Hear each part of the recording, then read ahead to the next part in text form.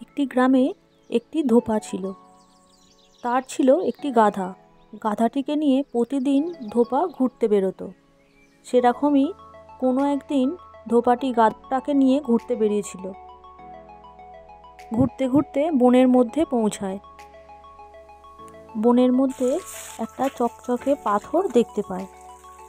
ধোপাটি চকচকে পাথরটি দেখতে পেয়ে সঙ্গে সঙ্গে তুলে গাধাটির গলায় বেঁধে দেয়। তারপর সেখান থেকে সে বাড়ি চলে আসে।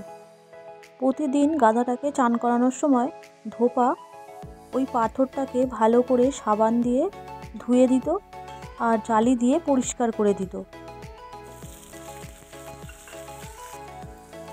এইভাবেই কেটে যায় কয়েক মাস।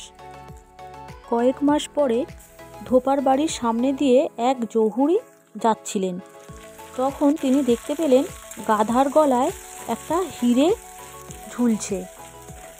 আর ধোপাও রোজকার মতো গাধাটিকে সাবান মাখিয়ে জালি দিয়ে ঘষে চান করাচ্ছে আর ওই পাথরটাকেও সাথে সাথে ধুয়ে পরিষ্কার করে দিচ্ছে। দেখে জহুরিটা এসে ধোপাকে জিজ্ঞাসা করলো, তোমার গাধার গলায় যে চকচকে পাথরটি আছে সেটি কি আমাকে দেবে? ধোপা বলল, ও মা, এই পাথরটা? এটা তো আমি জঙ্গল থেকে পেয়েছি। আপনিও যান না জঙ্গলে, গেলে এরকম অনেক পাথর সেখানে পড়ে আছে। তখন জহুরি বলল যে না, তোমার গাধার গলায় যে চকচকে পাথরটা আছে ওটাই আমার চাই। তখন ধোপা বলল, না, এটা আমার গাধাকে আমি উপহার হিসেবে পরিয়ে দিয়েছি, এটা আমি দিতে পারবো না আপনাকে।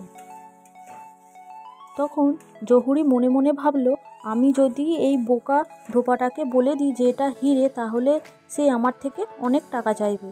তার থেকে আমি বরঞ্চ ওকে ওই পাথরটার দরুন কিছু মূল্য দেবার চেষ্টা করি, যদি তাতে ও রাজি হয়।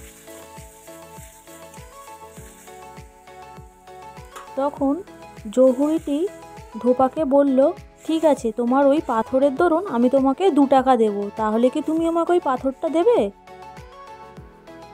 তখন ধোপাটি ভাবলো, ঠিক আছে, যেকালে আমাকে 2 টাকা দিচ্ছে আমি তাহলে ওটা দিয়েই দিই, কী বা আসে যায়, ওই এরকম পাথর তো আমি হাজারও একটা পাবো, বলে সেই পাথরটাকে দেবে বলে সিদ্ধান্ত নিল।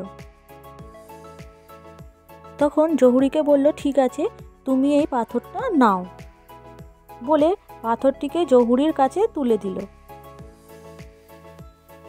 যেই না জহুরির হাতে পাথরটি নিল, সঙ্গে সঙ্গে পাথরটি ভেঙে টুকরো টুকরো হয়ে গেল।